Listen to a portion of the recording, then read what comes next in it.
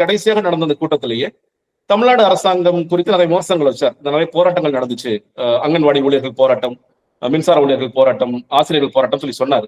இதெல்லாம் பேச வேண்டிய தருணம்னு இருக்கு இல்லையா? டிசம்பர் மாசம் இது பிரச்சனை நடந்தது. அதற்கு பிறகு தமிழ்நாடு அரசாங்கம் ஓல்டு ஓபிஎஸ்க்கு பதிலாக ஓல்டு பென்ஷன் ஸ்கீமுக்கு பதிலாக டிஏபிஎஸ் ஒன்று கொண்டு வந்தாங்க. 17 ஆசிரியர்கள் போராட்டத்தை அவங்க எப்படி முடிச்சாங்க அப்படிங்கிறது தெரியும். இன்னும் சில பிரச்சனைகள் இருக்கு. அங்கன்வாடி ஊழியர்கள் போராடிட்டு இருக்காங்க. ஆனா ஒவ்வொரு போராட்டமும் வெவ்வேறு தன்மை சார்ந்தது. ஒவ்வொரு போராட்டத்துக்கும் வேறு வேறு தீர்வுகள் இருக்கு. அதெல்லாம் பேசாம பொதுவாக நிறைய பேர் விமர்சிக்கிறாங்க. விமர்சிக்கிறதுக்கு சேர்த்து வச்சு பிப்ரவரி மாசமோ இல்ல மார்ச் மாசமோ எப்ப வெளியே அப்ப பேசினா போதும் அப்படின்னு ஒரு இடத்துக்கு நகர்றாரு. சரி, பேசிட்டாரு. இதுக்கு விஜய் என்ன செய்ய போகின்றார்? சரிங்க, இந்த போராட்டம் நடந்துச்சு, அந்த போராட்டத்தை தமிழ்நாடு அரசு சரியா கையாளன்னு கூட நீங்க குற்றச்சாட்டு வைங்க. நான் என்ன செய்ய போறேன்? இது டிஏபிஎஸ்ங்கிறது சரியா தப்பா? இல்ல நான் வந்து ஓல்டு பென்ஷன் ஸ்கீம் கொண்டு வர போறேன்னா? அங்கன்வாடி ஊழியர்கள் இப்போ போராடுறாங்க, அதுக்கு நான் என்ன தீர்வு வைக்க போறேன்? 17 ஆசிரியர்கள் போராட்டினாங்க. தமிழ்நாடு அரசாங்கம் வந்து இப்போ அவங்களுக்கு ஒரு தொகுப்பூதியம் கொடுத்திருக்காங்க.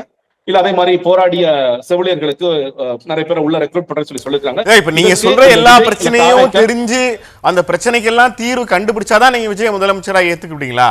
ஒரு மாற்றம் தேவைப்படுது. விஜய்க்கு ஒரு பெரிய ரசிகர் பட்டாளம் இருக்கு, ஒரு பெரிய ஒரு மாஸ் பாப்புலேஷன் இருக்கு. ஆட்சிக்கு வந்தாருன்னா செக்ரட்டரியஸ் கைட் பண்ண போறாங்க. ஜெகதீஸ்வரன் மாதிரி ஆட்கள் நிறைய பேர் இருக்காங்க. திட்டம் என்ன, நல்லது என்ன, கெட்டது என்ன சொல்ல போறாங்க. விஜய் திமுக அதிமுக போல பேச வேண்டும் நீங்க எதிர்பார்க்கறீங்க. விஜய் திமுக அதிமுக போல பேசலங்கிறதுனால விஜய் அரசியலே பேசலங்கிற இடத்துக்கு தள்ளுறீங்களே. இல்ல திமுக அதிமுக மாதிரிலாம் நான் பேசணும்னு சொல்லல. மக்கள் பிரச்சனைகளை எந்த நேரத்தில் பேச வேண்டுமோ அந்த நேரத்தில் பேசுறது அரசியல் ரொம்ப முக்கியம்னு சொல்லி சொல்றேன். ஏன்னா அவரே சொல்றாரு, தீர்வுகளா நான் சொல்லுவேன், கொஞ்சம் வெயிட் பண்ணுங்க, தேர்தல் அறிக்கை வரைக்கும் வெயிட் பண்ணுங்க. ஆனந்த் பேசுறாரு, நிர்மல்குமார் பேசுறாரு, அருண்ராஜ் பேசுறாரு, ஆதவ் அர்ஜுனா பேசுறாரு. இவங்க பேசுறதெல்லாம் நீங்க ஒத்துக்க மாட்டேங்கிறீங்க. அதான் சிக்கல். இல்ல இல்ல இல்ல இல்ல நான் ஒத்துக்கிறேன். நான் கேட்கிறேன், இப்ப திருப்பரங்குன்றம் பிரச்சனை வந்துச்சுல்ல, நீங்க சொன்ன இந்த 5 பேர்ல யாராவது பேசினாங்களா? செய்தியாளர்கள் கேள்வி கேட்ட பிறகு சீட்டா நிர்மல்குமார் பேசினார். அவர் முன்னுக்கு முன்னாதான் பேசுறாரு. ஆதவர்ஜுனா வேற ஒரு லைன் பேசுறாரு. எனக்கு என்ன குழப்பம் வருதுன்னா, இப்ப நான் சீட்டா நிர்மல்குமார் பேசுறது எடுத்துக்கணுமா, ஆதவர்ஜுனா பேசுறது எடுத்துக்கணுமா, இல்ல விஜய் ஏதாவது பேசுறாரு நான் காத்துட்டு இருக்கணுமா? கவின் அவங்க 2 பேருடைய கருத்தும் தனிப்பட்ட கருத்துன்னு நீங்க எடுத்துக்கலாம்.